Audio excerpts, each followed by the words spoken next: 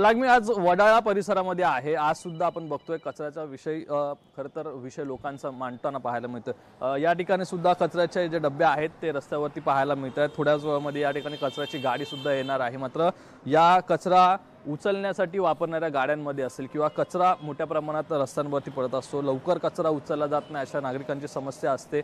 आणि एकूणच या वडाळा परिसरामध्ये सुद्धा अनेक भागामध्ये सकाळी 8 वाजले तरी काही भागामध्ये कचरा लेट उचलला जातोय, कुठे तर कचरा उचलण्याची प्रक्रिया सुरू आहे। मात्र कर्मचाऱ्यांना कंत्राटदारांकडून असेल योग्य सुविधा म्हणजेच ग्लोव्ज असतील, ते यंत्रणा असतील हे मिळत नाहीयेत असे त्यांचा सुद्धा आरोप आपण लोकशाही मराठीच्या माध्यमातून दाखवण्यात आला होता। या ठिकाणी जी गाडी वापरण्यात आलेली आहे ती हायड्रॉलिक पद्धतीची गाडी आहे। गाड्यांमध्ये सुद्धा 2 ते 3 प्रकार आहेत, त्यामध्ये समोर एक दिसते ती एक छोटी गाडी आणि ही मोठी गाडी अशा प्रकारच्या गाड्या आहेत।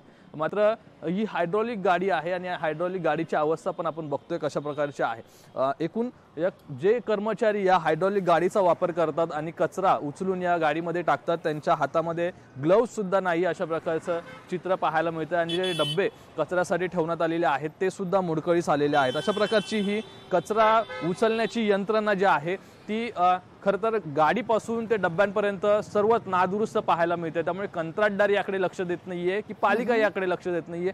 जे कर्मचाऱ्यांचे प्रश्न आपण वारंवार मांडतो आहोत लोकशाहीच्या माध्यमातून त्याला कुठेतरी पालिकेकडून त्याची दखल घेण्यात आलेली आहे, मात्र उडवाउडवीची उत्तरं सुद्धा देण्यात आलेली आहेत। या ठिकाणची परिस्थिती जर बघितली तर इथे सुद्धा 3 कचऱ्याचे डब्बे आहेत, ते कचऱ्याचे डब्बे अगदी मोडकळीस आल्यासारखे आपल्याला पाहायला मिळतात। आणि गाडी सुद्धा या ठिकाणी आहे, ती गाडी सुद्धा कचरा उचलण्यासाठी या ठिकाणी येते। मात्र त्या गाडीची अवस्था जर पाहिली तर थोड्या प्रमाणात त्या गाडीला पण दुरुस्तीची गरज आहे। अशा प्रकारे आपल्याला या ठिकाणी गाडी पाहायला मिळते।